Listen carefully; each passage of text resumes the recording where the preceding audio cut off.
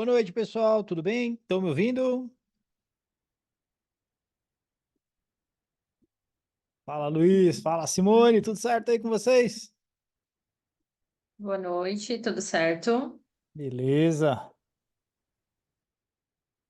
E aí, como é que estão os estudos? Como é que estão indo as coisas?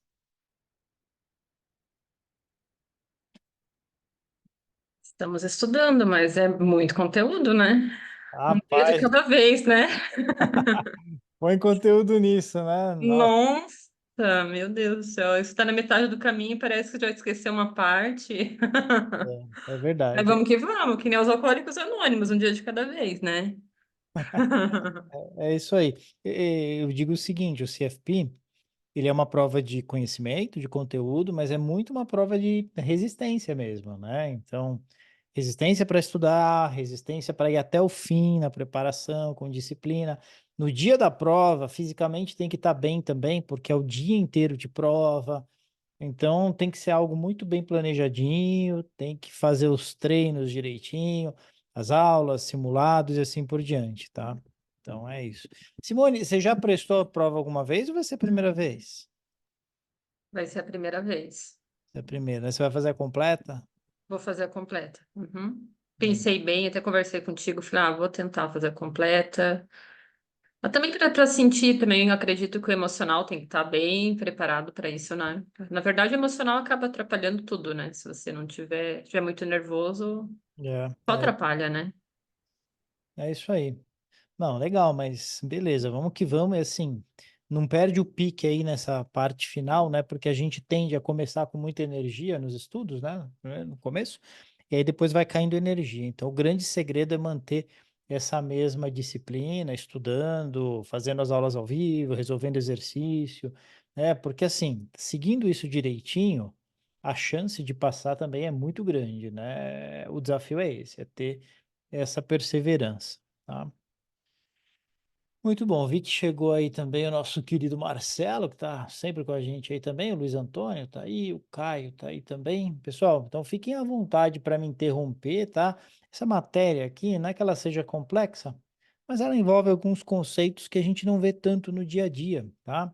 Então, eu vou bem devagarinho, vou fazer um pouco diferente essa aula, porque eu acho que é muito importante que a gente vá com calma, eu vou explicar na lousa, vou mostrando como que as coisas funcionam desde o princípio, para que a gente tenha um entendimento legal. São 2 aulas ao vivo de teoria de carteiras, justamente porque é uma matéria que pega um pouquinho o pessoal, talvez por ter essa parte mais quantitativa, tá? Então vamos lá, eu vou compartilhar aqui a minha tela com vocês, tá? Fiquem à vontade, não entendeu alguma coisa? Não me deixa prosseguir, tá? Me interrompe, me pergunta e aí a gente vai conversando, ok? Estão vendo minha luzinha aí, né? Então olha só, se liga no seguinte, todos os ativos, né?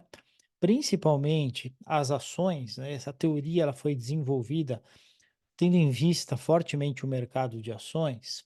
Todos os ativos, eles têm um retorno esperado, tá? Que eu vou chamar de RI aqui, e tem um risco, que eu vou chamar de sigma, que é o desvio padrão. Da onde que vem isso? Bom, retorno a gente conhece muito bem. A gente sabe mensurar retorno. Retorno tinha uma determinada quantidade de grana, agora tem uma grana maior, tá certo? E aí eu tive um retorno por conta disso. É assim que funciona. Mas e o risco? O risco é uma medida chamada desvio padrão.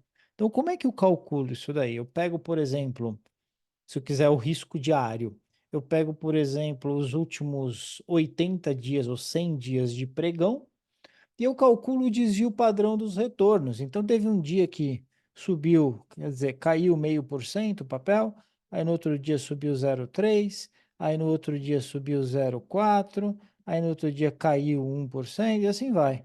Então, eu coloco isso aqui, por exemplo, num Excel, e aí eu venho aqui embaixo e coloco, calcula para mim, Excel, o desvipad de todo esse intervalo aqui. Aí ele vai calcular esse desvio padrão. E esse desvio padrão que ele vai achar é quanto que os resultados vão estar dispersos da média. Porque se eu calcular a média disso aqui, sei lá, vai dar, em média, o papel subiu 0,1% ao dia, tá? Essa foi a média. Só que o que que acontece na prática? Esta foi a média, então uma grande parte dos dias ele subiu algo próximo a 0,1%. Agora, teve dias que ele caiu bastante, né? Caiu aqui, por exemplo, 1,5%, e teve dias que ele subiu bastante, ele subiu, por exemplo, 1,5%, tá certo? Então, o que que é esse desvio padrão? É o quanto esses pontos, em geral, eles ficam afastados da média, quanto ele se desvia da média, tá certo? E a gente vê isso no mercado de ações brasileiro. Você pega, por exemplo, as ações dos bancos, elas não são tão dispersas assim. Mas você pega algumas small caps, fertilizantes Heringer, né? Putz, tem dia que sobe 7, tem dia que cai 8. Então é uma baita dispersão, é um baita desvio padrão, tá certo? Então, para finanças, né, do ponto de vista de finanças, são papéis com alto risco.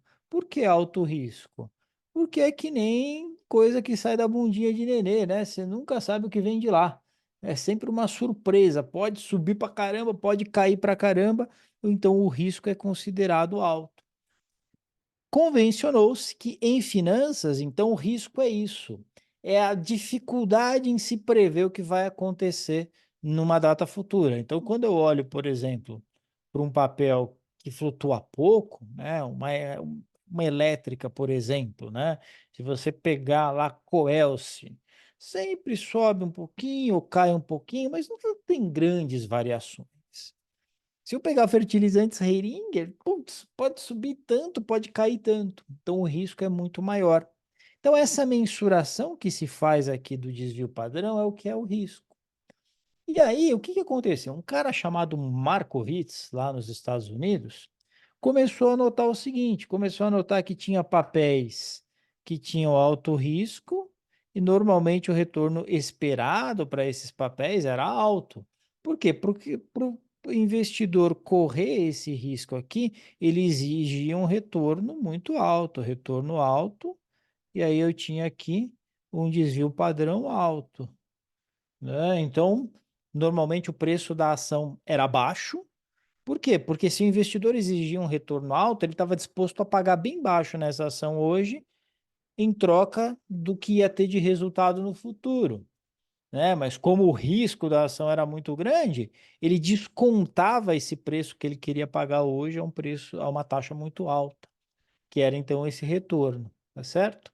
E assim vai. As ações, então, elas vão sendo enquadradas aqui nesse gráfico, né? Você tem ações mais altas, você tem ações mais baixas, então foi se colocando aqui num gráfico, tá certo? Assim, dessa forma, ok? E aí, o Markowitz, ele começou a ver um negócio. Ele começou a perceber que existia o que ele chamou de fronteira eficiente, que as ações elas faziam isso, né? O que que isso quer dizer? Isso quer dizer que você tinha ações que dominavam os seus pares. Então, se você parar para pensar, vou fazer aqui um novo gráfico para ficar melhor o entendimento. O que que eu estou querendo dizer com isso? Que você tem aqui uma ação que tem um determinado retorno esperado, tá certo? E aí você vai ter uma outra ação que, olha só, ela tem o mesmo nível de risco, né, que é aquela medida que eu acabei de falar para vocês, que é o desvio padrão, mesmo nível de risco, tá certo? Só que o retorno esperado dela, uma outra ação, né? Aqui eu vou chamar de RI, aqui eu vou chamar de RJ. O retorno esperado da ação J é menor do que o retorno esperado da ação I, embora elas tenham o mesmo risco. Então, eu pergunto para você, se você olha para essas duas ações, elas têm o mesmo risco. O que que você vai preferir, investir na ação I ou na ação J?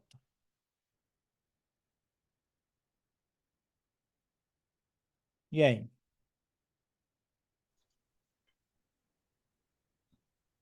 Elas tendo o mesmo risco, você prefere ir para a ação I ou para a ação J? Aí. Aí, né? Então a gente diz que a ação I domina a ação J. Então, olha só, todas essas ações aqui que estão nessa parte de cima da fronteira eficiente, elas dominam as demais. Por quê? Porque se você olhar, o retorno é sempre acima de todas que estão abaixo aqui da fronteira, até esse ponto aqui mais ou menos, tá? Aqui começa a ficar igual, né? Retorno igual, e à medida que o risco vai aumentando. Então, essa parte de cima é a fronteira eficiente. Então, estão na fronteira eficiente as ações que têm o maior retorno esperado para um determinado nível de risco. Então, para esse nível de risco, essa vai ser a ação que tem o melhor retorno. Aí você andou para cá, você vem para cá. Aí você andou para esse nível de risco, vai estar aqui. Aí você andou para cá, vai estar. Perceberam? Então, essa fronteira eficiente, que é a parte de cima dessa curva, vai reunir aquelas ações que têm o melhor retorno esperado. Tá certo? Para determinado nível de risco. Ok? Beleza? Às vezes vão ser ações, às vezes vão ser combinações entre ações. Então, eu monto carteiras que são eficientes, que são a combinação de algumas ações e que vão estar nessa fronteira eficiente. O Markowitz, então, foi o cara que descobriu isso, ganhou um prêmio Nobel por causa disso, inclusive, porque ele traçou essa fronteira eficiente. Beleza? Então, primeiro conceito que você precisa saber que pode cair na sua prova é o conceito de dominância. E o conceito de dominância é: sempre que eu tiver duas carteiras ou dois papéis com o mesmo nível de desvio padrão, mesmo nível de risco, mas você tem um deles com retorno esperado maior do que o outro, aqui A e B, o retorno esperado do A é maior do que do B. O que você vai fazer? Você não vai investir no B. Você vai sempre investir no A, porque o A domina o B. Tá certo? Beleza? Muito bem. Aí o que que aconteceu? Vem um cara chamado William Sharp e ele começa a sofisticar o modelo, né? Então ele diz o seguinte: pô, legal. Então, a gente tem a fronteira eficiente aqui, tá certo? Fronteira eficiente aqui. E dentro dessa fronteira eficiente, sempre em cima da fronteira eficiente, existe uma carteira de mercado. O que que é essa carteira de mercado? Ela é a junção de ativos que vão representar o mercado. Então, por definição, a carteira de mercado ela está sempre em cima dessa fronteira eficiente, né? E aí, o que que o Sharpe fez? Ele uniu essa carteira de mercado a um ativo livre de risco como risk-free, por isso que a gente chama de RF. Então, como o nome já diz, esse aqui é um ativo livre de risco. Então, se eu unir o ativo livre de risco à carteira de mercado, eu vou ter uma reta chamada Capital Market Line, tá? Agora, você pode estar perguntando, mas não estou entendendo, como assim unir? O que que é unir? O que que você quer dizer com isso? Eu vou explicar para vocês. É o seguinte, se eu tiver uma carteira com desvio padrão zero. Então, imagina que eu vou lá e compro uma LFT.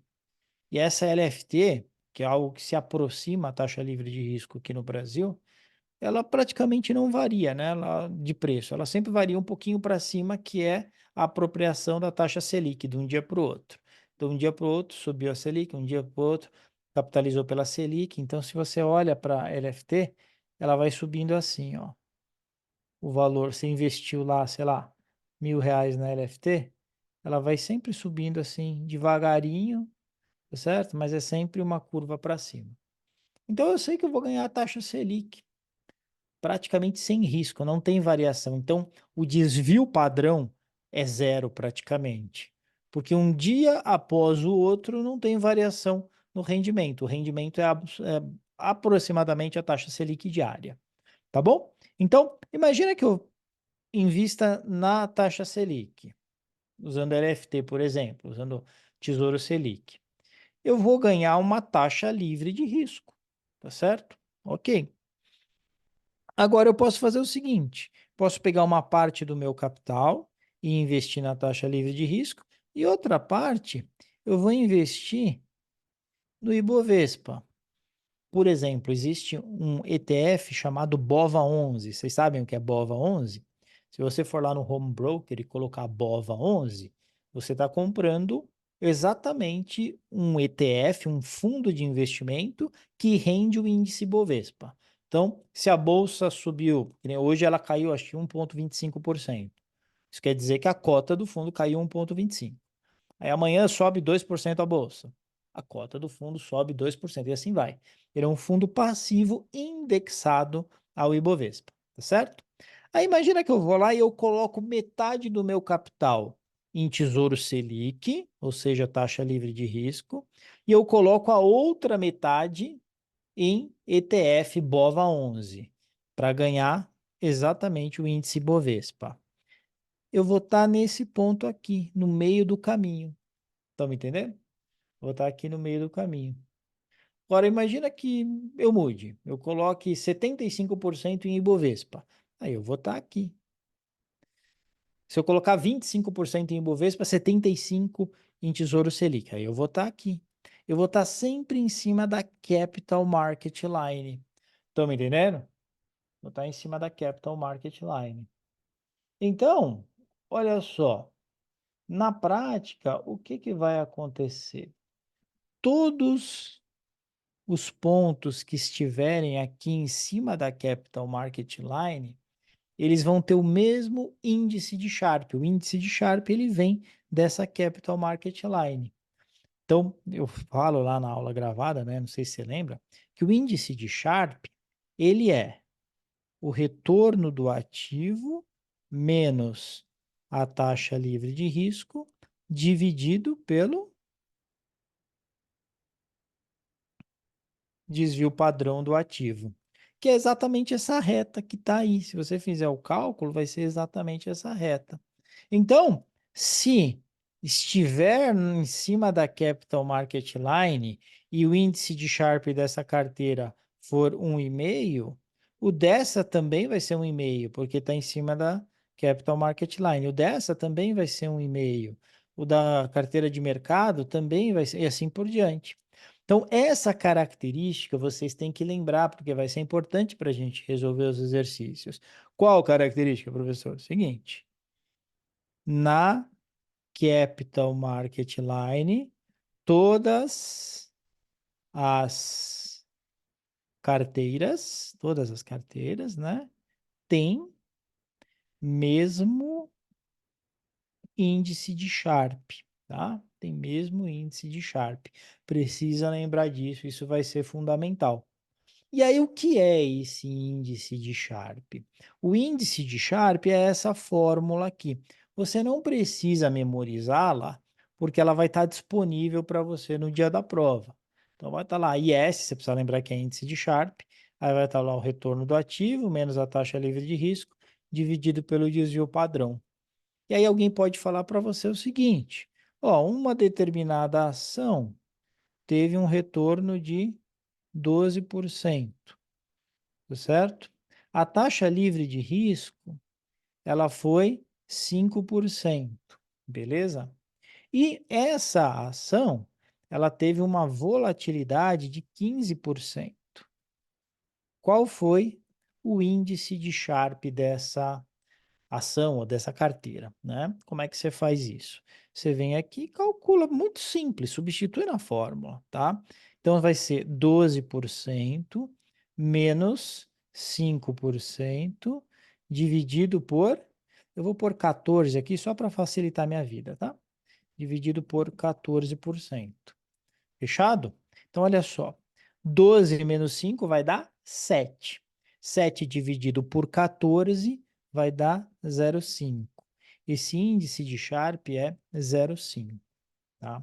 Como é que eu devo interpretar esse índice de Sharpe? Da seguinte maneira. Ó, se eu tivesse investido em taxa livre de risco, eu teria ganhado quanto? Para ver se vocês estão aí. Quanto que eu teria ganhado se eu tivesse investido em taxa livre de risco? 5. 5. mas eu ganhei um adicional de 7, né? Porque eu ganhei 12. Então, eu ganhei um prêmio aqui de 7, um adicional de 7. Só que para ganhar esse adicional de 7, eu corri um risco de 14%. 14% de pontos de risco, né? Porque lembra, taxa livre de risco, para ganhar 5, eu teria corrido zero de risco, porque a volatilidade é zero aqui. Só que eu adicionei 14 pontos de risco para ter um adicional de 7% no meu retorno. Ou seja, para cada ponto de risco que eu corri, eu ganhei meio ponto de retorno a mais que a taxa livre de risco. Estão me entendendo? Então, por isso que o índice de Sharpe é meio nesse caso. Que mostra então o índice de Sharpe? Quanto de retorno adicional eu ganho em relação à taxa livre de risco? Quanto a mais em relação à taxa livre de risco, para cada ponto de risco que eu correr. Eu corri 14 pontos de risco aqui para ter um adicional de 7%. Então, para cada ponto de risco, eu ganhei meio ponto de retorno. É isso que vai mostrar o índice de Sharpe. Estão me entendendo? Então, o índice de Sharpe mostra quantos pontos de retorno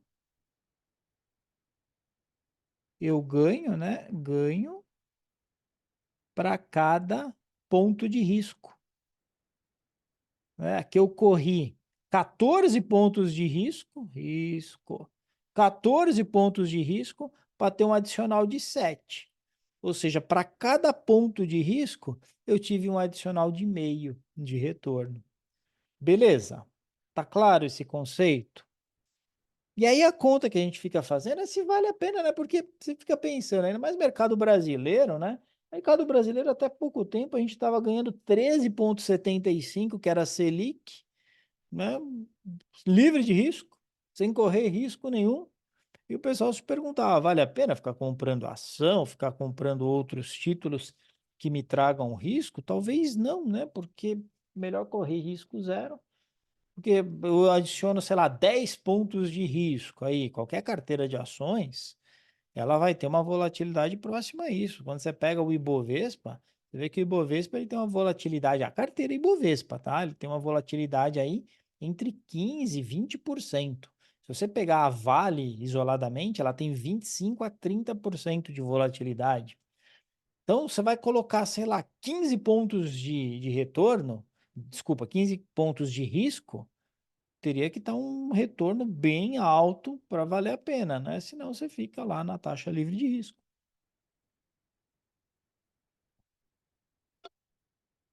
Beleza? Muito bem. Então, vou passar esse primeiro conceito agora, já passei, e vamos ver como é que isso apareceria na forma de exercício, né? Para a gente entender para onde a gente vai. Fechado? Ah, o pessoal estava respondendo aqui no chat, só que eu estava moscando aqui. Então, vem comigo aqui, vamos lá. Só fechar aqui o negócio, senão o WhatsApp vai ficar pitando. Muito bem, dá uma olhada nisso aqui. Então, nessa primeira questão que a gente vai ter.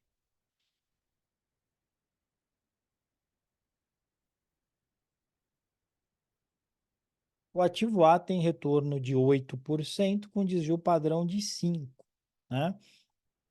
Então, você começa a ver isso, já é legal desenhar o gráfico.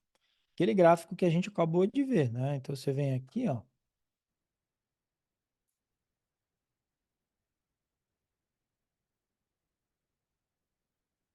Aqui, ó. E o que que eu vou ter? Aqui eu vou ter o desvio padrão, né? E aqui eu vou ter o retorno, certo? Então, o ativo A, ele tem retorno de 8 e desvio padrão de 5. Então, desvio padrão, 5. Retorno vai ser 8. Legal? 8. Então, aqui é 8. Beleza? E aqui é o ativo A. Fechado? Muito bom. Por outro lado, olha só. Não. E o mercado tem taxa livre de risco de 6. Então, olha só, se aqui é 8, a taxa livre de risco, ela está aqui, ela é 6. Beleza? Qual seria o retorno esperado para um ativo de risco 3? Então, o que que eu teria? Eu teria um ativo de risco 3, tá certo? Para um ativo de risco 3, deixa eu só tirar aqui. Vai ficar pitando aqui, gente.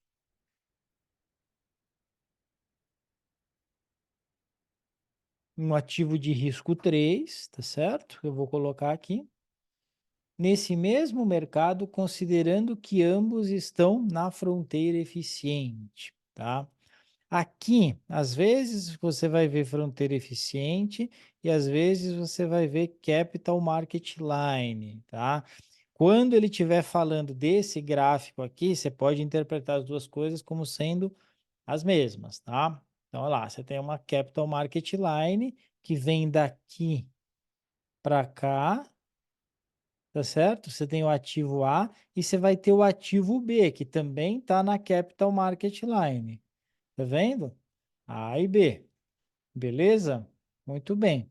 A pergunta que se faz é, para um retorno de 3%, para um risco de 3%, qual vai ser esse retorno do ativo B? Legal? Como que eu vou conseguir resolver? Com aquele conceito que eu falei para vocês. Índice de Sharpe de todas as carteiras que estão em cima da Capital Market Line é igual.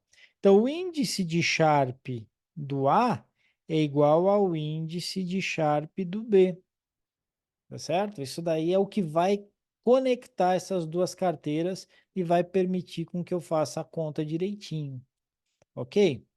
Muito bem. Então, olha, pensa aqui comigo. Vamos calcular o índice de Sharpe do A, que aí eu tenho os dados para isso. Eu tenho o retorno, eu tenho o risco e eu tenho a taxa livre de risco.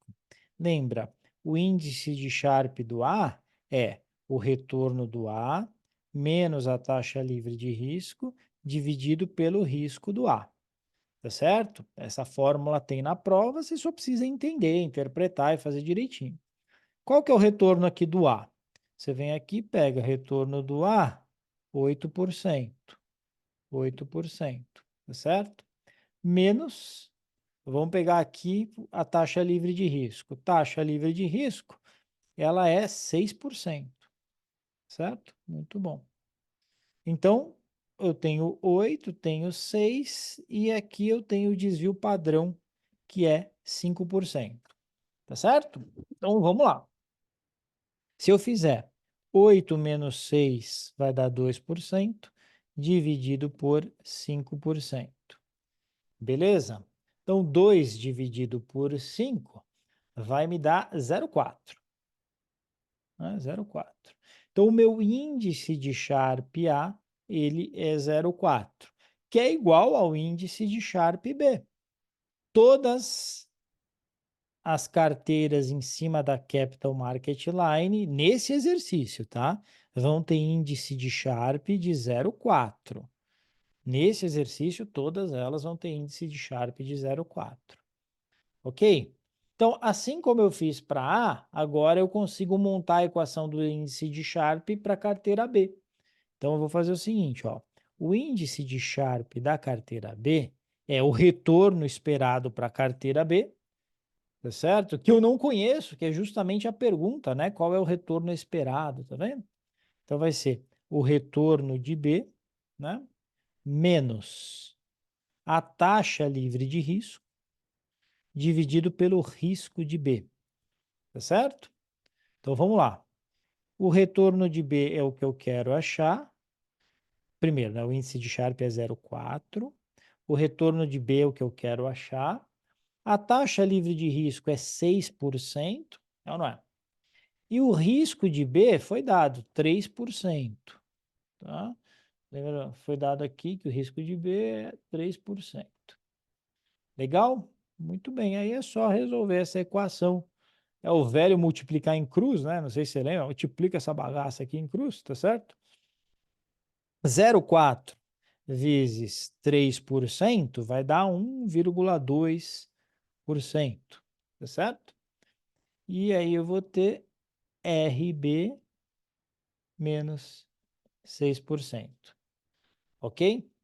Muito bem. Então, vou fazer o seguinte, vou passar aqui os 6% como mais, vai ficar 1,2% mais 6% é igual a RB, tá certo? Isso quer dizer que RB é igual a 7,2%. Fechado? Então, o retorno esperado para B é 7,2%. Aí você marca a alternativa C.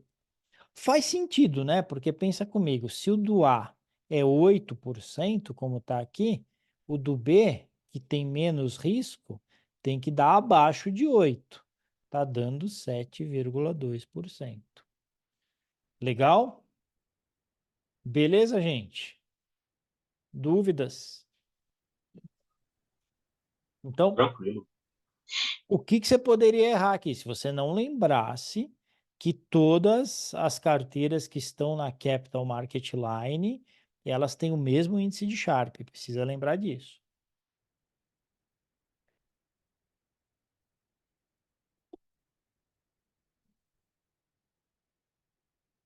Vamos aqui para o exercício 2, né? Olha só. Nesse exercício 2, a gente tem uma aplicação semelhante, né? Só que aqui a gente vai precisar montar o gráfico e entender onde está cada um desses ativos aqui. Legal? Vamos fazer isso então. Montar aqui o gráfico. Rapaz, deixa eu fazer diferente aqui que eu estou numa posição ruim e o desenho está saindo muito torto.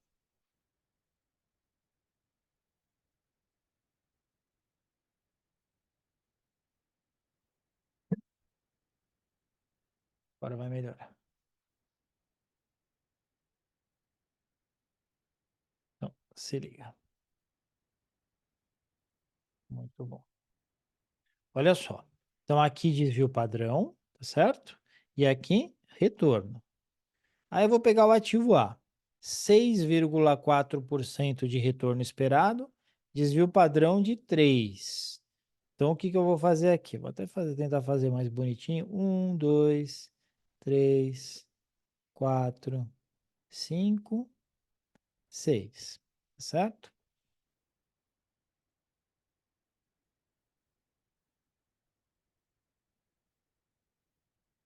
Vamos aqui apagar, deixar mais bonitinho o negócio. Aqui o 7. Aqui o 8. Ok? Isso é a escala de retorno. E aí eu tenho o desvio padrão, que vai ir até 5 aqui na minha escala. Então eu tenho 1, 2, 3, 4, 5. É legal fazer isso aqui, tá? Na prova. Então, olha só. Ativo A, retorno de 6,4. Então, mais ou menos aqui, tá bom? 6,4. E desvio padrão de 3. Então, vou meio que pontilhar aqui, até aqui. Legal? Esse aqui é o meu ativo A. Ok? Muito bem. Depois, ativo B, retorno de 7 com desvio padrão de 4. Retorno de 7, né? Um pouquinho acima. E o desvio padrão, ó, ele vai ser de 4. Ele está aqui. Beleza? Muito bom. Ativo C, retorno de 8 com desvio padrão de 5. Então, desvio padrão de 5, né? Retorno de 8. Esse é o C. Depois o D, retorno de 8,5 com desvio padrão de 5. Então, esse é o D. Está aqui um pouquinho acima do C, tá certo? Retorno de 8 com o mesmo desvio padrão de 5. Beleza? De cara, né? Eu já bato o olho aqui e eu vejo que o D domina o C. Porque é o mesmo nível de desvio padrão, estão vendo? Entretanto, você tem um retorno maior. Ok? Muito bem. Então, olha só. Primeira afirmação aqui. O ativo A e o C são equivalentes na visão de um investidor racional. O investidor racional, ele vai sempre fazer a seguinte conta: quanto que eu tenho que correr de risco a mais para ganhar tantos pontos a mais? Então ele usa índice de Sharpe. Então sempre que falou da visão do investidor racional, você vai pensar no índice de Sharpe. E aí eu vou ter que calcular o índice de Sharpe do A e vou ter que calcular o índice de Sharpe do C. Se os dois tiverem o mesmo índice de Sharpe, aí eu vou ter a equivalência do ponto de vista do investidor racional. Aqui você já tem que estar dominando fazer esse cálculo rapidinho do índice de Sharpe, né? Como é que vai ser? O retorno do A, que é 6,4%, tá certo? Menos a taxa livre de risco, né? Então, eu vou ter uma determinada taxa livre de risco aqui, ó, 4%, ok? Então, 4%. E eu divido isso aqui pelo desvio padrão de 3. 6,4 menos 4 vai dar 2,4. 2,4 dividido por 3% vai dar 0,8. Tá? Então, o índice de Sharpe do A é 0,8. E o índice de Sharpe do C? 7%. Não, desculpa, 8%, né? O C. 8%, legal? E menos 4% dividido por desvio padrão do C, que é 5. 8 menos 4 dá 4%, 4% dividido por 5% dá 0,8. Gente, o que quer dizer esse 0,8? Quer dizer que para cada ponto de risco que eu corro, eu aumento em 0,8 o meu retorno, tá certo? Aqui eu corri 3 pontos de risco a mais, então eu aumentei em 2,4 o meu retorno. Aqui eu corri 5 pontos de risco a mais, então eu aumentei em 4% o meu retorno em relação à taxa livre de risco. Do ponto de vista do investidor racional, os dois são iguais, tá? Porque eu corro mais risco e ganho mais retorno. Então está correta essa primeira afirmação. Segunda afirmação: o ativo C não deveria ser considerado para a montagem de uma carteira. De fato, né? Porque quem domina aí vai ser o ativo D. O D domina o C, então você utilizaria o D e não o C. Ok? Então está correto. O ativo com melhor relação risco-retorno é o ativo D. Bom, a gente já sabe que o A e o C, eles têm um índice de Sharpe de 0,8, não sabe? Deixa eu fazer uma pergunta para vocês. O que vai acontecer com o ativo D? Ele vai ter índice de Sharpe maior ou menor que 0,8?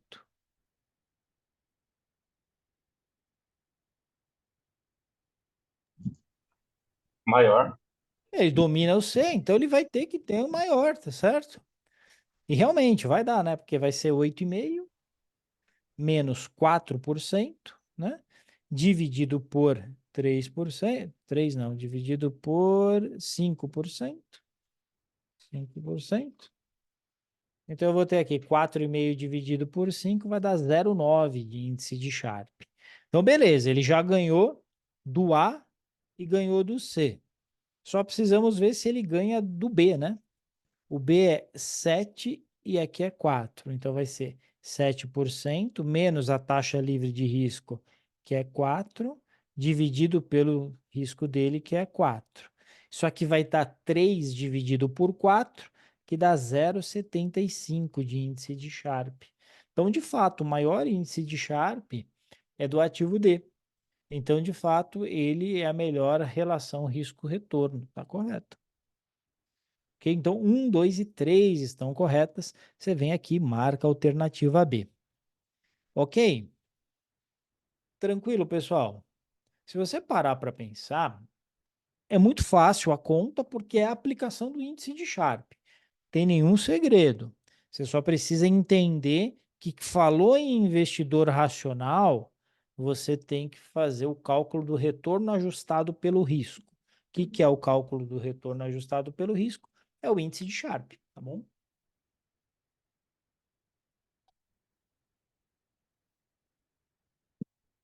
Vamos para a próxima aqui. Dúvidas? Se tiver dúvida, me fala, tá? Não fica sofrendo aí, não. Muito bem. Para resolver a questão 3, eu vou ter que passar um outro conceito para vocês, que é o conceito da Security Market Line, né? Security Market Line. Acho que foi o Luiz que falou que estava estudando a Security Market Line. É isso aí, boa, Luiz. Muito bom, importante, cara, porque cai muito isso na prova, né? Isso domina o módulo 2, Security Market Line, Capital Market Line, você precisa conhecer bem porque cai bastante aí no módulo 2. Pessoal, aqui não tem muito segredo, você tem que lembrar o seguinte. Lembra que a Capital Market Line, ela tinha o desvio padrão aqui no eixo X e o retorno esperado no eixo Y? É isso aí. A gente vai fazer uma pequena adequação aqui. Retorno esperado igualzinho ao da Capital Market Line no eixo Y, mas no eixo X, a gente vai ter o beta. O beta fica no eixo X, tá certo? E aí você precisa lembrar o que é esse beta. Esse beta, ele é uma medida de risco sistemático. O que isso quer dizer? Imagina um dia que a bolsa caiu 1%. Aí você tem uma carteira que ela caiu 1,5%, tá certo? Aí no outro dia a bolsa subiu 1%. E a sua carteira ela subiu 1,5%. Aí no outro dia a bolsa caiu 0,5%. Aí você olha a sua carteira, ela caiu 0,75. Não é bonitinho assim, tá? Mas eu estou fazendo bonitinho para simplificar o exemplo. Aí, no outro dia subiu 1%. Aí você vai ver que a sua carteira, ela subiu 1,5%. Estão reparando que quando a bolsa cai um pouquinho, a sua carteira cai mais forte. Quando a bolsa sobe um pouquinho, a sua carteira sobe mais forte. Então, o beta aqui da sua carteira é um beta igual a 1,5, tá certo? É um beta igual a 1,5. Ou seja, quanto maior é o beta, mais o ativo varia para cima ou para baixo quando você tem variações normais no mercado. Isso é importante que você se lembre, tá? É uma medida, então, com o cabeção aqui bem próximo do negócio. Deixa eu mudar aqui. Agora acho que fica melhor. Peraí.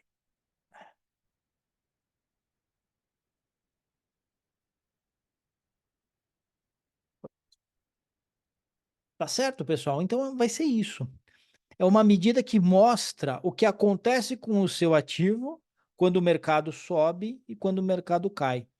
Se o seu ativo sobe mais forte quando o mercado está subindo e cai mais forte quando o mercado está caindo, o beta dele é maior que 1. Quanto mais acentuado for isso, maior é o beta da sua carteira e, portanto, mais risco ela tem.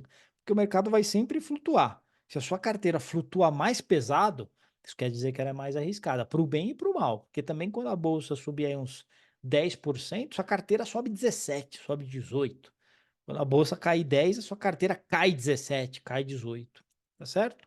Então o beta vai mensurar isso. E aí, olha só, a taxa livre de risco, se você investir em taxa Selic, para ganhar todo dia um pouquinho lá, sempre subindo, tal, sem apostar em nada, só na taxa Selic, você vai ver que o beta é zero. O beta da taxa livre de risco é zero. E se você apostar ou investir no índice Bovespa, por definição, uma carteira do índice Bovespa, ela vai ter beta igual a 1, porque ela é a carteira de mercado. Então, a carteira de mercado, ela tem beta igual a 1, sempre. Tá certo? Aí, olha só, se eu traçar uma linha que conecta o risk-free, a carteira de mercado, é uma reta, tá, pessoal? Dá um desconto aí. Se eu traçar essa reta que conecta a taxa livre de risco com a carteira de mercado, eu criei um negócio chamado Security Market Line. Isso aqui se chama SML, ou Security Market Line. Beleza? Então, essa vai ser a Security Market Line. Então, de cara, você já tem que pensar o seguinte: a Capital Market Line, ela tem o desvio padrão aqui, ela não tem o beta. A Security Market Line, ela vai ter o beta. Então, ela é uma comparação com o beta. Falou em desvio padrão aqui, a gente está falando em índice de Sharpe.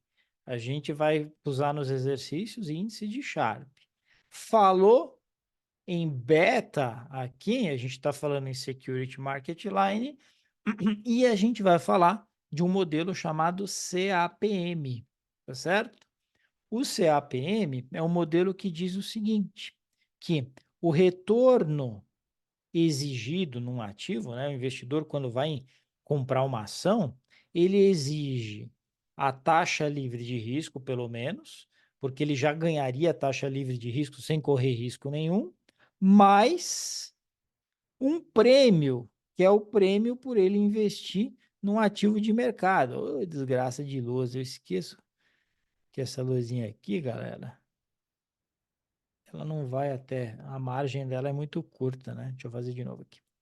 O CAPM diz o seguinte: o retorno exigido num ativo é taxa livre de risco mais beta RM menos RF. Sendo que esse RM aqui é o retorno esperado no mercado de ações, é esse M aqui, tá? E essa taxa livre de risco é essa aqui. Legal? Então, isso aqui é o que eu chamo de prêmio de mercado. Então, por não investir na taxa livre de risco e por investir aqui no mercado de ações, eu exijo um prêmio, tá certo? Que é essa diferença aqui, é o prêmio de mercado. E ele vai ser potencializado pelo beta do meu ativo, tá certo? Então, se eu tiver um beta igual a 2, eu vou ganhar 2 vezes esse prêmio de mercado. Se eu tiver um beta de meio, eu vou ganhar metade desse prêmio de mercado, tá certo? Então, essa linha, ela é traçada quando a gente resolve a equação que está aqui. São as duas coisas, são a mesma coisa aqui, tá bom? Beleza? Então, vocês vão ter que sempre dar uma taxarada quando olharem o gráfico. Falou em beta como medida de risco, vai ser SML, Security Market Line. Falou em desvio padrão como medida de risco, vai ser Capital Market Line. Beleza? Vocês não vão errar isso na prova? Promete para mim? Tá claro? Então tá bom.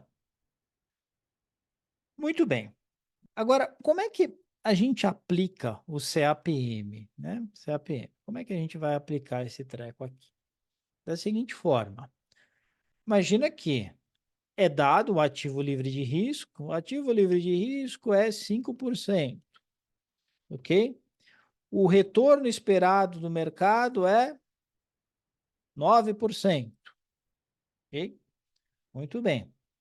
Eu tenho uma ação com beta igual a 2. Qual é o retorno que o investidor exige para investir nessa ação? Você resolve isso de maneira bem tranquila. O retorno é. Preciso decorar isso, professor? Não, não precisa não. Você vai ter isso lá no formulário da prova.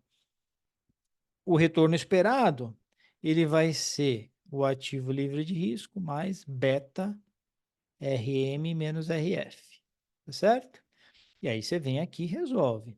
Ativo livre de risco é 5%, beta é 2%, taxa, retorno esperado do mercado é 9, menos o ativo livre de risco, a gente já viu que era 5, tá certo? E aí, quanto é que vai ser? 9 menos 5 dá 4%, 4 vezes 2 dá 8, 8 mais 5 vai dar 13% ao ano, se estiver em base ano isso aqui. Ou seja, para investir nesse papel, eu vou exigir 13% de retorno, ok? Então, se eu colocar naquele gráfico, olha só, aqui é o beta, beta igual a 0, eu tenho o ativo livre de risco. Beta igual a 1, eu tenho o retorno de mercado, carteira de mercado. Quando eu junto essas duas bagaças aqui, eu tenho a SML, Security Market Line, tá? Beleza? Muito bem. O RF aqui é 5. O RM aqui é 9. Tá certo? RM é 9. Legal? E eu tenho uma carteira de beta igual a 2, então ela está aqui.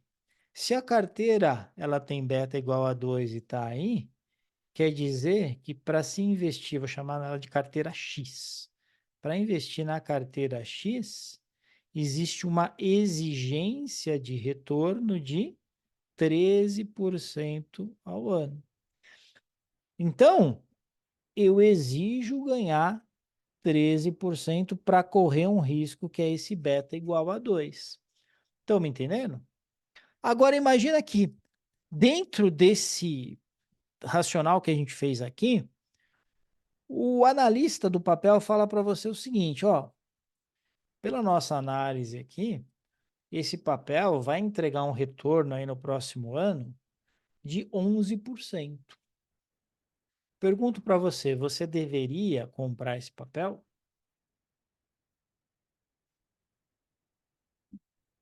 Pensa aí, o que você acha?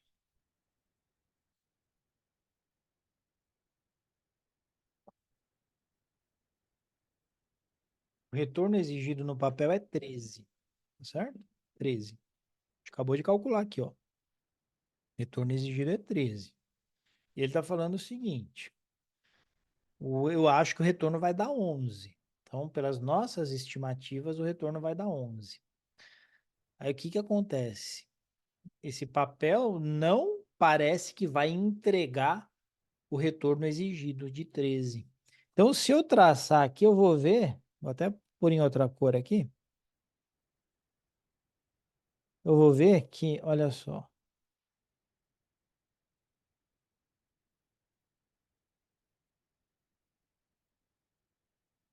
o que ele não está mudando?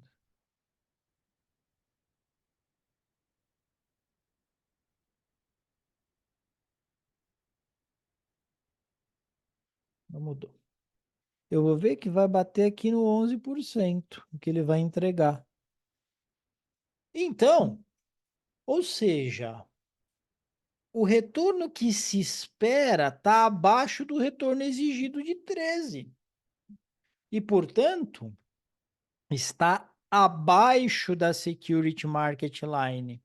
Quando está abaixo da Security Market Line, eu não deveria comprar, tá certo? Então, lembra sempre do seguinte, o CAPM é um modelo que vai me mostrar qual é o retorno mínimo exigido naquele papel. Deu 13. O mercado espera que o papel vai entregar 11, se o mínimo exigido era 13. Mas o mercado espera, ou o analista espera que o papel vai entregar 11, a gente não deveria investir. E perceba que tem uma nomenclatura aqui que pode cair na sua prova. Que o retorno esperado ele está abaixo da Security Market Line. Se ele estivesse acima ou em cima mesmo da Security Market Line, beleza. Acima, melhor ainda. Mas estando abaixo, ele não vai cumprir o requisito mínimo de retorno. Então, para que serve o CAPM? O CAPM vai me dar o retorno mínimo exigido. Se o papel parece que não vai entregar o retorno mínimo exigido, eu não deveria comprar esse papel. Beleza? Tranquilo? Legal. Vamos fazer exercício, né? Como eu falei para vocês, não é uma matéria tão trivial, né? Vem aqui comigo. Segundo o analista Romerito, né, a ação Medo 3, cotada hoje a R$ 25, chegará ao final do ano cotada em 28. Então, ó, o analista, ele tem lá no seu modelo, chegou à conclusão que esse papel vai ter um upside aqui de 25 para 28. Nesse mesmo período, também é previsto o dividend yield de 6%, tá certo? Em relação ao valor inicial. Então, tem uma série de informações aqui contidas que falam qual é o retorno esperado aqui, retorno esperado. Então, olha só, qual que é o retorno esperado? Um ganho de capital que vai ser de 25 para 28, né? Eu invisto 25 hoje e vou ter 28 lá na frente, tá certo? Isso é um ganho de capital. E fora esse ganho de capital, eu ainda recebo um dividendo de 6%, tá certo? Então, esse vai ser o retorno que se espera no papel, que o analista está esperando. 25 para 28, deixa eu pegar minha HP aqui, ó. 25 CHS eu vou pôr no valor presente, 28 no valor futuro, 1 vai ser o meu N, qual que é a taxa aqui? 12%, tá? Saiu de 25 para ir para 28, é uma valorização de 12%. 12%. 12% mais 6% dá 18%. Pode somar aí, ô professor Careca, desse jeito que você está fazendo? Pode, né? Porque esse dividendo é pago em relação ao preço inicial e essa valorização é em relação ao preço inicial. É tudo sobre o preço inicial, sobre a mesma base. Então você pode somar numa boa, tá? Você soma o ganho com dividendos com ganho de capital. 18%. Então, espera-se que o papel ele vai entregar 18% de rentabilidade. Então, pensa comigo, uma coisa é o que eu acho que vai acontecer, o que eu espero que vai acontecer, 18. Outra coisa é o mínimo exigido para investir nesse papel. Da onde que vem o mínimo exigido para se investir no papel? Não vou continuar a minha aula enquanto vocês não me disserem da onde que vem o mínimo, o retorno mínimo exigido. CAPM. Não ouvi. CAPM. Perfeito, CAPM. Eu preciso calcular o CAPM e comparar as coisas. Parece que o papel vai entregar 18. Se o mínimo exigido for 18 ou menos, show de bola, está cumprindo o requisito. Então, bora fazer isso aqui. Vai estar lá a fórmula para você, né? Como eu já falei. Então, vai estar. E a fórmula, ela está com essas letrinhas lá, normalmente. Retorno Felipe, esperado. Oi? uma dúvida. O caderno de fórmulas, ele vem exatamente como aquele caderno de fórmulas que a gente baixa o download da Planejar, é exatamente igual? Igualzinho. Tá, Igualzinho, tá? Então, vai ser isso aqui. Taxa livre de risco está dada aqui, ó lá. Taxa livre de risco é 11. Beta está dado aqui, ó, 1,3. Retorno de mercado está dizendo que o prêmio de mercado é 5, né? Se o prêmio de mercado é 5, ele já deu essa diferença aqui. Precisa ficar esperto nisso, tá? Lembra que eu falei para vocês que o prêmio de mercado é o RM menos o RF. É quanto que eu ganho de prêmio para não ir para o ativo livre de risco e para ir para a bolsa. Então, esse é o prêmio de mercado. Tá certo? Então, olha lá. 11% mais 1,3 vezes 5, acho que é 6,5, né? 1,3 entre 5 vezes 6,5. Isso aí. Então, a gente vai ter aqui 6,5, tá certo? 11 mais 6,5, 17,5%. O que é 17,5%? Galera, 17,5% é o retorno mínimo exigido. Eu calculei no CAPM. Quanto que o analista está achando que essa poçonhoca vai entregar? 18. Bom, se eu exijo 17,5 e o papel vai entregar 18, recomendo a compra. Recomendo a compra, tá certo? Então, essa aqui não pode ser, essa aqui não pode ser, vai ser recomendo a compra. Agora, CML ou SML?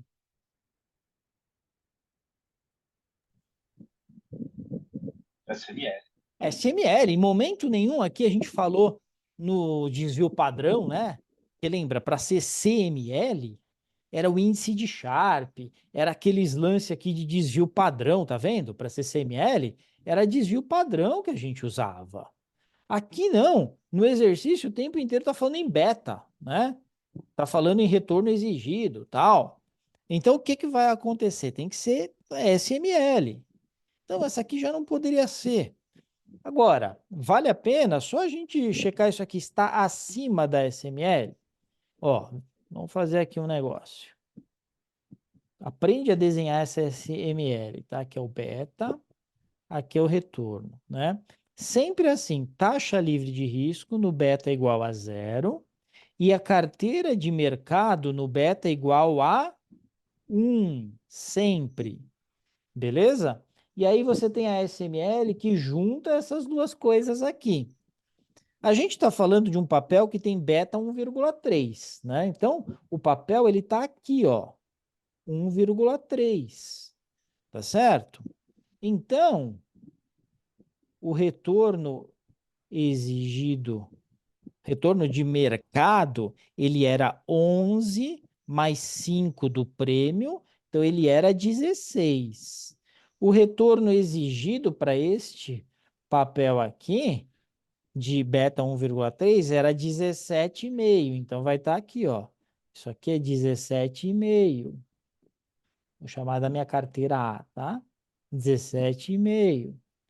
E aí, o que está dizendo? Vou pôr em outra cor aqui.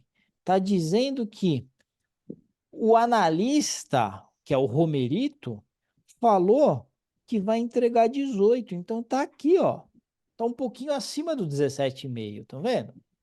Então, se você parar para olhar esse ponto verde aí, você está vendo que ele está acima de quem? Ele está acima da SML, tá certo? SML está aqui, ele está levemente acima. Então, de fato, essa vai ser a alternativa correta. É essa que você tem que marcar aqui. Beleza, gente? Dúvidas? O que eu vou recomendar para vocês, tá? Sou macaco velho, né? Os meus fios brancos nessa barba me revelam que vocês têm que refazer esses exercícios. Não, acabou essa aula, né? Você vai descansar, tá? Não faz isso hoje, mas amanhã pega, refaz esses exercícios sem olhar a resolução, tá? Vou postar o material tanto na plataforma quanto lá no grupo. Sem olhar a resolução, refaz, entende, ficou com dúvida? Olha a resolução, mas aprende a fazer esses exercícios. Porque você vai garantir módulo 2 aqui. Módulo 2 ele tem bastante coisa de teoria de carteiras e é nessas questões que normalmente o pessoal erra, tá? Vamos lá para o 4? Olha só. Então, o 4 agora começa a misturar já todos os conceitos. Os conceitos de índice de Sharpe, que tem a ver com a CML, e os conceitos de CAPM, que tem a ver com a SML, tá?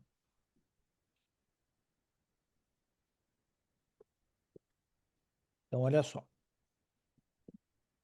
Um fundo de investimento possui índice de Sharpe igual ao da carteira de mercado e volatilidade 30%. O que você faz aqui já? Já vem aqui, ó, já faz o gráfico, tá? Aqui é desvio padrão, porque está falando em índice de Sharpe, tá certo? E está dizendo que esse fundo, ele tem o índice de Sharpe igual ao da carteira de mercado.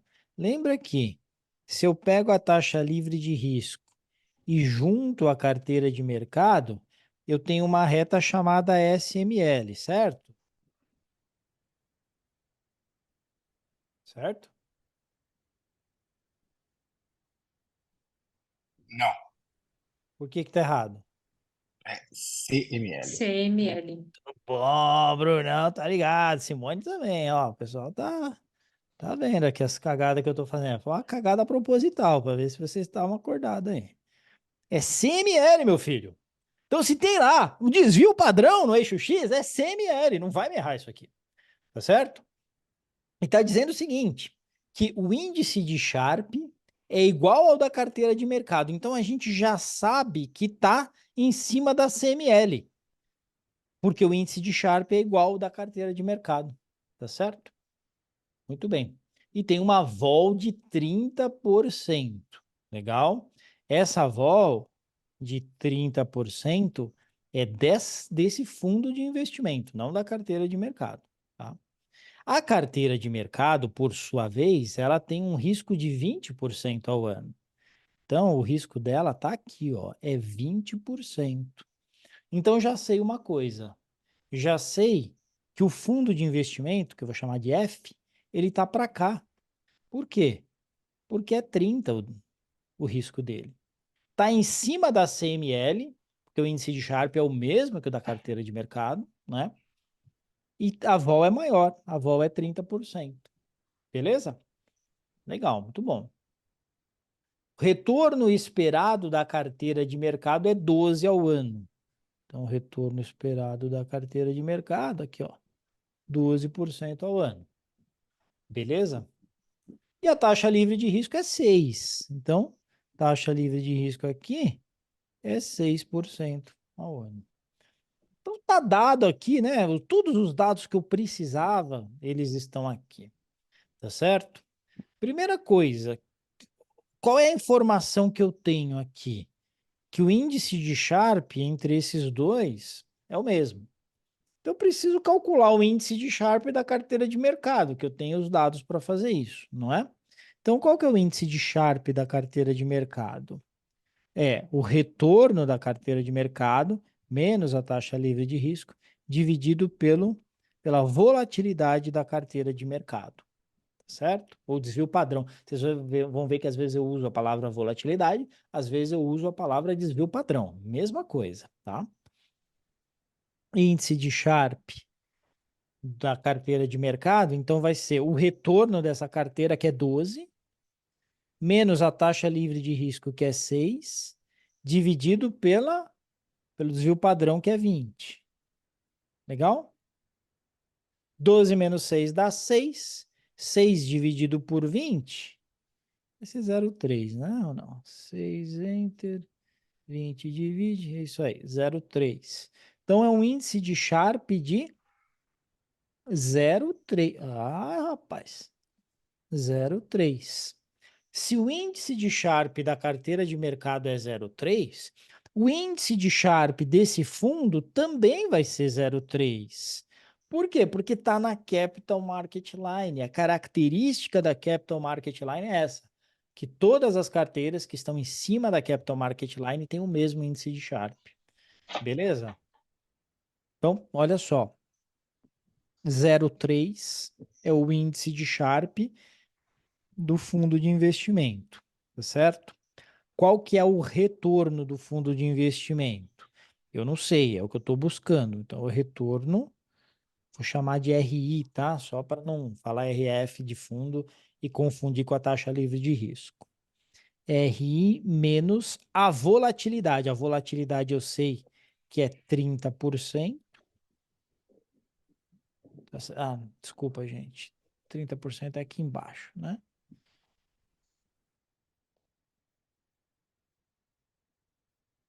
É o RI menos a taxa livre de risco. Taxa livre de risco é 6. Tá certo? Vocês estão entendendo o que eu estou fazendo aqui? Estou colocando a fórmula do índice de Sharpe, tá? Agora para o fundo de investimento. Multiplica a bagaceira em cruz, tá? 0,3 vezes 30% vai dar 9%. Ok? É igual a RI menos 6%. Beleza? Muito bom. Passa o 6 somando para lá, 15% é igual a RI. Portanto, RI é igual a 15% ao ano. Beleza? Vem aqui e marca a alternativa C. Vocês perceberam que são variações em cima de um mesmo conceito, né? Qual que é o conceito que você não pode esquecer? É mais importante que o nome do amor da sua vida. É o seguinte: Todas as carteiras que estão em cima da Capital Market Line têm o mesmo índice de Sharpe. Precisa lembrar disso. Lembrou disso daí? É ter calma, fazer a resolução e matar a questão. Ok? Questão 5. Olha só. A respeito de Capital Market Line e Security Market Line, podemos afirmar. Eu vou ficar quietinho aqui.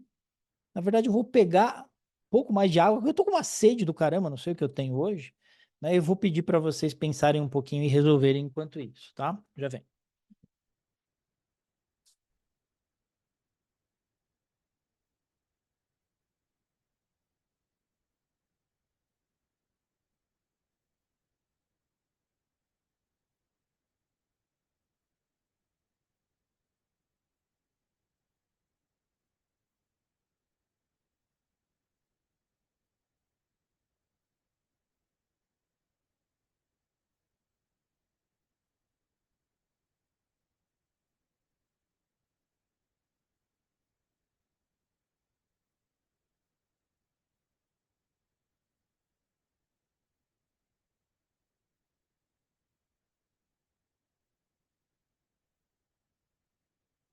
Ó, o Brunão tá dizendo que é a B. Vamos ver aqui. Então, olha só. Vamos olhar a A primeiro. Enquanto a Capital Market Line utiliza a beta como medida, eu te mato, eu te mato. Se você marcar correto essa aqui, eu te mato. Eu vou lá na saída da prova com meu taco de beisebol para te pegar. Então, jamais, né? O beta é SML, nunca CML, tá certo? Com medida de risco, a SML aqui está exatamente trocado, tá? O oposto, né? Então tá errado isso aqui, ok? A B. A SML é a adição do ativo livre de risco ao conceito de fronteira eficiente, né? Então, olha só, eu tenho um problema aqui com essa alternativa, que é o seguinte, a gente sabe que o que o William Sharpe fez, né, no modelo lá do índice de Sharpe, foi justamente pegar a fronteira eficiente, né, e juntar o ativo livre de risco. E a fronteira eficiente, ela é calculada com o desvio padrão. Então, quando você junta com o ativo livre de risco, ainda está o desvio padrão aqui, você não mexeu nisso aqui, tá? Então, na verdade, a CML, Bruno, que é a adição do ativo livre de risco ao conceito de fronteira eficiente, tá? Por isso que não é a B, não, tá? A C. A CML tem ligação com o modelo... Não. A CML tem ligação com o índice de Sharpe. Né? O modelo CAPM, você pode lembrar da fórmula, né? Diz que taxa livre de risco mais beta RM menos RF. Pô, se é beta, se é beta, então quando você traçar aqui, vai ter beta, você sabe que isso aqui é a SML, não a CML, certo? Então não pode ser a C, não. E finalmente, né? Beleza, Bruno, agora você viu que é a D, né? Os ativos acima da SML são considerados subvalorizados e podem ser comprados. Então, lembra que a gente fez um exercício aqui e tinha esse verdinho e ele estava acima da SML? Por quê?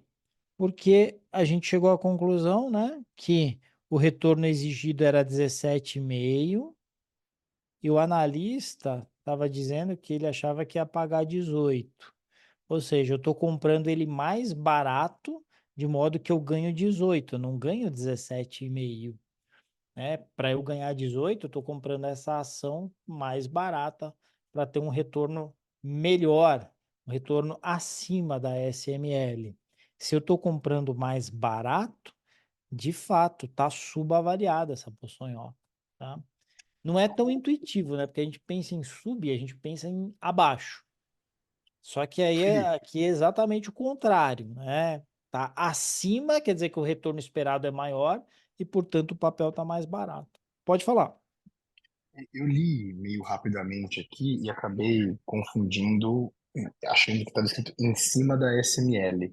Se a palavra fosse de fato em cima e não acima, se ela estivesse ali no pontinho mesmo, também compraria ou não? Até usando o exemplo do exercício 3, se o retorno exigido desse 18 e o retorno esperado fosse 18, eu compro ou não? Você compra porque você tem um retorno esperado igual ao exigido. Eu exijo isso, eu vou conseguir isso? Show de bola, tá certo? Mas aí dá para usar a palavra que está usada na D, que é subvalorizado? Seria ainda Não, assim subvalorizado? aí não estaria subvalorizado, aí estaria precificado corretamente, estaria no preço justo, Beleza, beleza. tá? Já entendi. Beleza. Então, matamos essas 5 também. Vamos para o exercício 6 aqui. Em um mercado em crise, em cenário de total aversão ao risco, a tendência é que a Security Market Line, em comparação com o mercado normal, tenha um deslocamento integral para cima, um deslocamento integral para baixo, ou uma inclinação maior ou uma inclinação menor, né? Para a gente resolver isso aqui, a gente vai ter que fazer o seguinte: vamos montar aqui a nossa Security Market Line, tá certo? Lembra, a gente tem o beta, a gente tem a taxa livre de risco, tá certo? E a gente tem aqui o retorno do mercado, tá? Então, quando a gente junta essas duas coisas, a gente tem a SML. Fechado? É isso aqui. Aqui a gente sabe que o beta é igual a 1 e aqui a gente sabe que o beta é igual a 0. Então, imagina que a gente tem um cenário como esse. O que que acontece? Imagina que vem uma nova onda de Covid e a Rússia lá atacando a Ucrânia e uma pancada, Estados Unidos se metendo, parece que vai degringolar de vez. Então todo mundo está com muita aversão ao risco, porque não sabe para onde podem ir os ativos de risco. Isso quer dizer o seguinte: o que quer dizer ter aversão a risco? Quer dizer que para investir em um ativo de risco, de agora em diante, eu vou exigir mais retorno. Então, a taxa livre de risco, ela não mexe, ela ainda continua sendo aquela. Entretanto, olha só, para eu investir, por exemplo, em ações, não basta para mim mais o RM antigo. Eu vou exigir agora um RM bastante superior. Por quê? Porque eu estou avesso ao risco. Ou seja, para eu, mercado, né, de um modo geral, correr risco, eu vou ter que ter um prêmio maior, eu vou ter que ter uma remuneração maior. Então, isso acontece muito em momentos de crise. O prêmio de risco sobe. Ou seja, a inclinação da minha SML é que muda. Eu passo a ter uma inclinação maior que vai exatamente capturar essa aversão ao risco. Ou seja, para correr o mesmo nível de risco que eu corria antes, eu vou exigir um retorno superior e, portanto, um prêmio de risco superior. Então, lembra sempre disso. Aumentou a aversão a risco, eu tenho uma inclinação maior da curva. Ok? Questão número 7. Só volta ali, é uma inclinação maior, correto? Uma inclinação maior, porque o que Você acabou acontece? riscando a menor. Não, não, não, é só para ver se era só um erro de. A Ah, D bestão é a aqui, C, né? foi mal. Ainda bem que você falou, cara. Não deixa passar isso, não. É isso aí. Eu estava empolgado aqui, nem olhei direito. É uma inclinação maior, tá bom? Muito bem. Questão 7. Em um cenário de corte de juros Felipe, baixos. Oi, Felipe, deixa eu fazer uma pergunta. claro, Na anterior aí, sim. esse deslocamento integral para cima, Isso aí não seria também não estaria igual a inclinação também para maior? Qual a diferença? Você me permite resolver a 7, aí eu acho que vai ficar mais claro, aí a gente faz um Ah, apanhado. beleza, beleza. Bem oportuna a sua questão, e é por isso que tem a 7. É exatamente para a gente lidar com isso. Olha só. Em um cenário de corte de juros básico na economia, qual o movimento esperado para a Security Market Line sem que outros eventos ocorram, né? De novo, né? Você vai ficar careca de saber desenhar a Security Market Line. Beta aqui, retorno esperado aqui, tá certo? Taxa livre de risco sempre aqui, beta igual a zero. Beta igual a 1, você tem a carteira de mercado, tá certo? E aí, quando você junta essas duas coisas aqui, você tem a Security Market Line. Beleza? Show de bola. Aí, o que que ele está dizendo? Se tiver um corte de juros, né? Vou pegar aqui essa verdinha. Tiver um corte de juros, isso quer dizer que a minha taxa livre de risco vai cair. Então, ó, teve o corte de juros, o meu RF vem para cá, tá certo? Mas a aversão ao risco não aumentou nem diminuiu, porque tudo mais ficou constante. Então, o que que vai acontecer com a minha SML? Ela vai passar a estar aqui. Isso é um deslocamento integral para baixo, né? Então, você marca aqui deslocamento integral para baixo. Na questão anterior, né, a gente tinha lá deslocamento integral para cima, como uma das hipóteses. Isso aconteceria, Luiz, se a taxa básica de juros tivesse aumentado, mas não a aversão ao risco. Se a taxa de juros tivesse aumentado, eu teria um deslocamento para cima, quer dizer que viria para cá a taxa livre de risco, e aí eu teria minha SML aqui. Então você vê que a inclinação não mudou. É um deslocamento paralelo esse deslocamento integral, tá? Por isso que na questão anterior tem que ser uma inclinação maior, Beleza, entendi. beleza? Muito bom. Vamos fazer mais esta aqui e aí a gente continua na próxima aula. Olha só. Considere uma ação que tem um retorno esperado de 15 e beta de 1,4, tá certo? Dado que o retorno esperado do mercado é 12 e que a taxa livre de risco é 8, podemos afirmar que essa ação, ó, aqui imagina que não deu tempo. O tempo já foi pro saco, já você precisa chutar com arte isso aqui. Então você já arrisca essas de Capital Market Line, porque não está falando aqui em índice de Sharpe, não está falando em volatilidade, desvio padrão, nada disso. Então você já sabe que é SML, beleza? Você vai ter 50% de chance de acertar, você chuta C ou D, mas nunca A ou B. Fechado? Tudo bem, vamos ver se é a C ou a D a correta. Então faz lá o desenho, né? Como eu falei para você, você já tá careca de saber fazer isso aqui. Então você vem aqui beta, legal? Retorno. E aí a ação, ela tem retorno esperado de 15% e beta de 1,4. Beta igual a 1 é a carteira de mercado. Beta igual a zero é o ativo livre de risco. Se você junta essas paradas aqui, você tem a SML. Fechou? Tá dizendo que essa ação ela tem um beta de 1,4. Então tá aqui mais ou menos, 1,4. Beleza? Olha só. Tá dizendo o seguinte, que se espera um retorno de 15% para essa ação. Então, está se esperando que ela vai entregar 15%. E eu preciso comparar esse 15% com o retorno exigido pelo CAPM, tá certo? Então, de acordo com o que eu encontrar no CAPM, eu consigo dizer qual que é o retorno exigido para essa ação, né? Aí, retorno exigido, imagina que deu 13 e o esperado é 15, opa, tá bom. Então é isso que a gente precisa fazer. Vem aqui no CAPM, né? Isso vai estar lá, a fórmula vai estar para você lá na prova.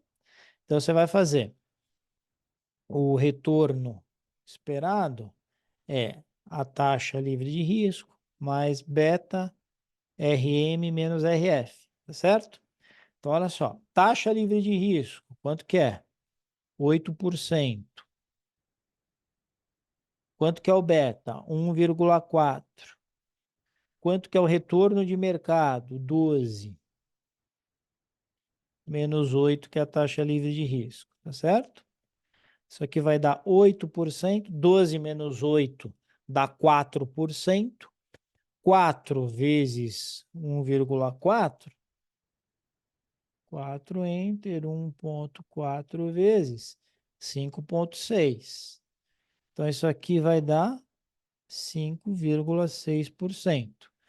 8 mais 5,6, 13,6%. Beleza? Então, gente, aqui é 13,6%. Tá certo? O retorno esperado está dizendo que é 15. Então, ele está aqui, ó. Ele está indo buscar 15, está acima. Perceberam? Se o exigido é 13,6, mas espera-se 15, tá bom. Então tá acima da Security Market Line e você compraria essa ação. Sempre que tiver acima da Security Market Line, você compraria essa ação. Beleza? Quero saber se há dúvidas. Excelente aula, Felipe. Variou Legal, bastante. boa. Então, eu só recomendo para vocês o seguinte: pega isso daí, esses dias aí, refaz os exercícios sem olhar a resolução, treina legal, porque não vai ter outra variação que eles possam ter que vai deixar você na mão, tá? Sabendo fazer esses, você vai matar qualquer um que aparecer aí. E na aula que vem, a gente só relembra um pouquinho disso, a gente fala de rebalanceamento de carteiras, que é importante, Constant Mix, CPPI e tal, e também faz um ou outro cálculo lá com índice de Sharpe, Trainor, alfa de Jensen, essas coisas. E aí matou essa parte. Fechado? Fechado, galera. Valeu, galera. Um abração para vocês aí. Bom descanso. Tchau, tchau. Boa noite, até mais. Tchau, tchau.